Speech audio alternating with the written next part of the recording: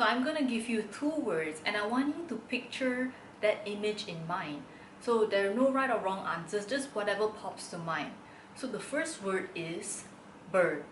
You have 3 seconds. 1, 2, 3. Okay, you should have a bird in mind. Remember that image. Now the second word is plant. You have 3 seconds. 1, 2, 3. Okay, good. You should have 2 pictures in mind. Now, you may be wondering, what is the significance of this question? What does the bird and the plant that you see mean about you? So probably there is a meaning to it, there's a significance to it, but I do not know because that's not the point of my question. But I do know that it is a very powerful question. When I was first asked this question, the bird that I had in mind was a small blue bird, and the plant was a sprout with 2 leaves.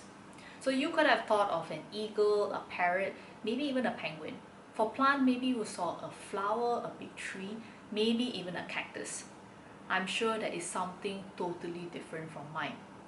So what is the point of this question? Why is it that 2 people provided with the same information come up with a different image in mind?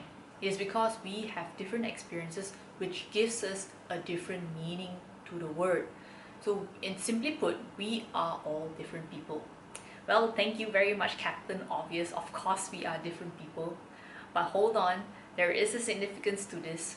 So in your lives, how often have you gotten upset or angry with someone because they didn't think the same way as you did?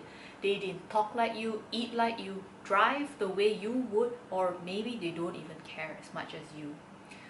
Also, how often has other people gotten upset with you for not thinking like that?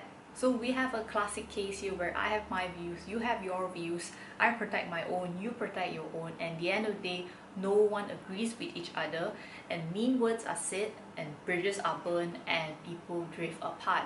So no minds are changed, and both are left leaving with even stronger views. So how do we solve this?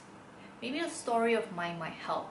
So recently I had a food delivery order that was delayed by 1.5 hours. So in my mind, I thought, this is ridiculous, the food is going to be cold. I ordered fried chicken, by the way, and it was going to be all soggy. And it was meant to be a treat for my colleagues, and now they're hungry and it's late and it's all ruined. So how could they do this? So that was me seeing from my perspective. Then I thought about the driver delivering my food. What if he's rushing and he endangers his life by beating the red lights because he didn't want to be late? What if he really was doing his best?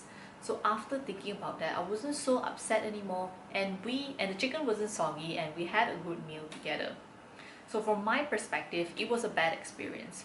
But when I saw and I choose to see from a different perspective, in this case the driver's perspective, I didn't feel so upset and I was more understanding. So I joined a speaking course a few years back, and I had to present in front of all my friends. So when I'm at the center of attention, all eyes and ears are on me, waiting for what I have to say. The only thing on my mind was, what are people going to think about me? What if I said the wrong things? What if I made a fool out of myself?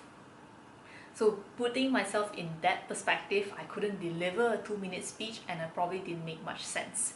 So one thing that the trainer taught us was to shift our attention away from ourselves and to that of the audience. So that what I was about to say was not for myself, but it was for the audience. So a simple shift of perspective like that, and it took the worries I had about myself. So in order to have a good relationship, the goal is to not to label who's right or who's wrong. It is accepting that everyone has a different perspective. If you think about it, in our own minds, what we do is right. Of course it's right. Why would you do something if you thought it was wrong? So it doesn't mean if you are offended that you are right. So what may seem so obvious to you might not be so obvious to someone else. Common sense is not common practice. So the next time you find yourself disagreeing with someone, before you ready yourself for a war of words, ask yourself this. If you were to choose to be right or to be kind, which will you choose? Is there a point of view here that I'm missing?